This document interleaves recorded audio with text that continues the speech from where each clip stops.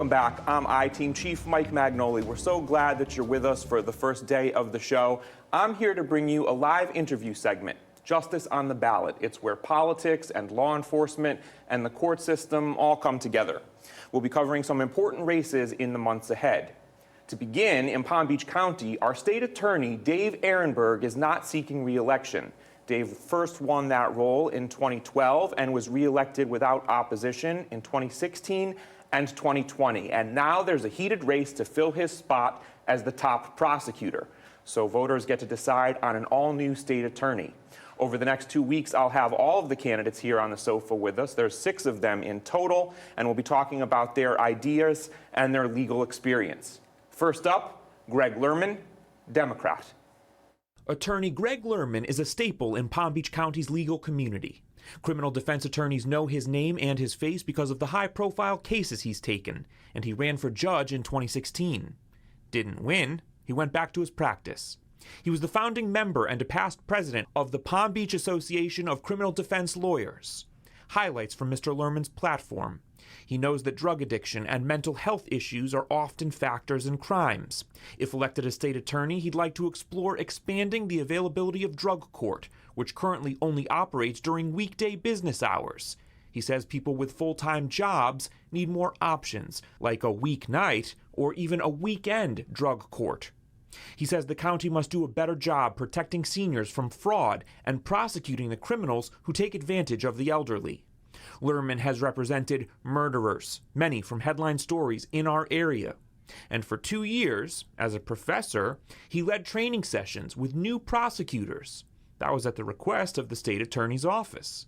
He says it's important for young prosecutors to understand what it's like for defense lawyers, and that's a philosophy he says he'll bring with him if he wins.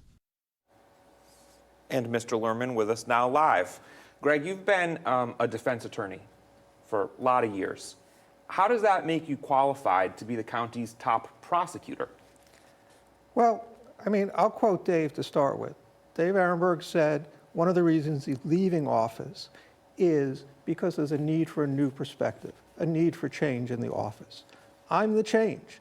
I, as a defense attorney for 39 years, have an understanding of the causes of crime, how that can be solved, or at least how we can have a positive impact on crime and make a difference in this community to reduce crime in Palm Beach County.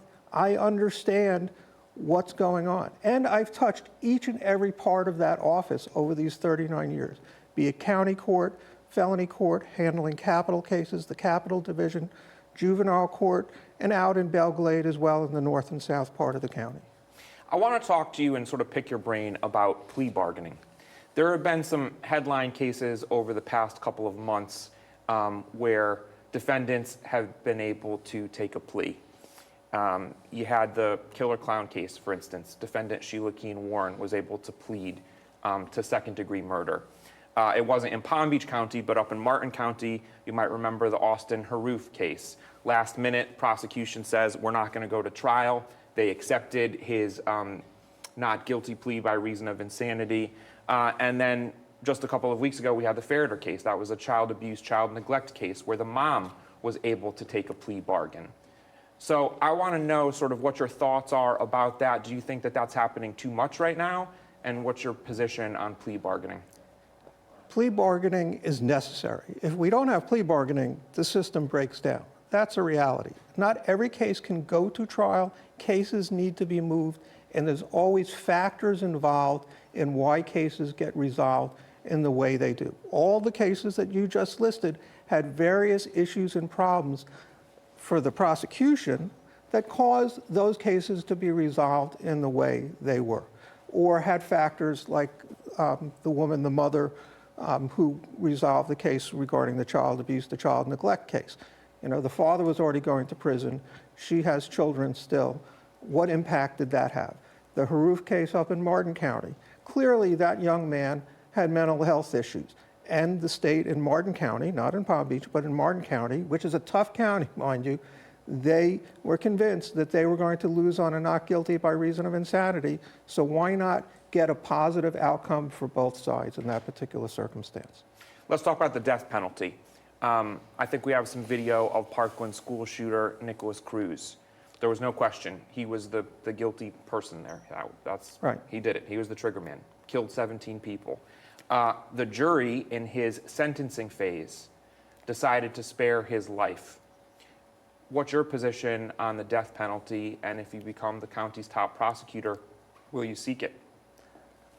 I've been what we call a death penalty defense attorney for 35 of my 39 years of practice in criminal defense. Do I have a personal support of the death penalty? No, but it's the law of the land. And this county, this state attorney's office, has had a working system, a committee system, that makes the decisions as to whether the death penalty should be sought or not.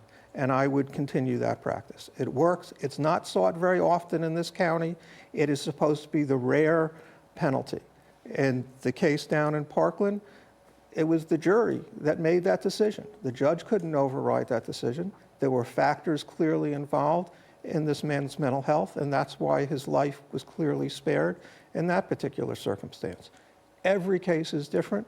Every case has to be weighed individually, and the committee of the state attorney's office will continue to work even under me.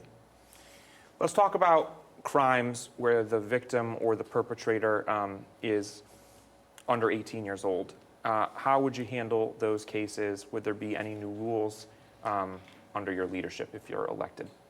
If you're asking about direct file versus not direct file, Sure. which is what I'm assuming you're talking about, Sure. Again, it goes to individual cases. One of the saddest parts of my practice as a criminal defense attorney is when I'm dealing with young men or women, but mostly young men, who commit crimes of violence, specifically with firearms, when they're under the age of 18. Again, each case needs to be looked at individually. The facts need to be weighed to decide whether a case should be direct filed or not. I don't believe in hard line policies that if somebody's 16 and they commit a crime of violence with a firearm, it's an automatic direct file. Every case needs to be judged on its own with all the various factors, including family, environmental, what the circumstances of a particular crime were. It's probably one of the most depressing parts about, I think, both being a defense attorney and a prosecutor when you see young people committing crimes of violence. Mr. Lerman, I have time for one more question. And I want to ask you about the law enforcement community. You and I were talking about this before we sat down on the sofa.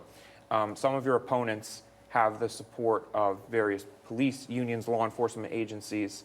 For the people who wear a badge and bring a gun every day to work, they might have some reservations about you. You might be scrutinizing what they're doing. And as a prosecutor, you're sort of on their team now, where you haven't been before. Talk to me about that. I have a lot of support with the law enforcement community. A lot of members of law enforcement don't want somebody that's currently in the state attorney's office to be the state attorney because they don't feel they're actually getting the support within the office that they believe they should have. And I believe they're correct. There are lots of issues that need to be dealt with to support law enforcement. At the same time, it's like any job to some extent. There's always a bad apple here and there. And I don't believe that having a badge puts somebody above the law. If a law enforcement officer commits a crime, I understand their union has a job to do, be it the Police Benevolent Association or FOP. However, the state attorney's office has a job also, and the ends doesn't justify the means. Law enforcement officers that perjure themselves or commit crimes in some other way, be it aggravated battery or some other situation, that doesn't mean they should simply be suspended for a few days. The badge is not a pass. It's not a hall pass, so to speak. They should be prosecuted, and the PBA can defend them, and the state attorney's office will do their job. Thanks for your thoughtful answers to my Thank you. questions. Good to have you. Thank you. We'll be right back.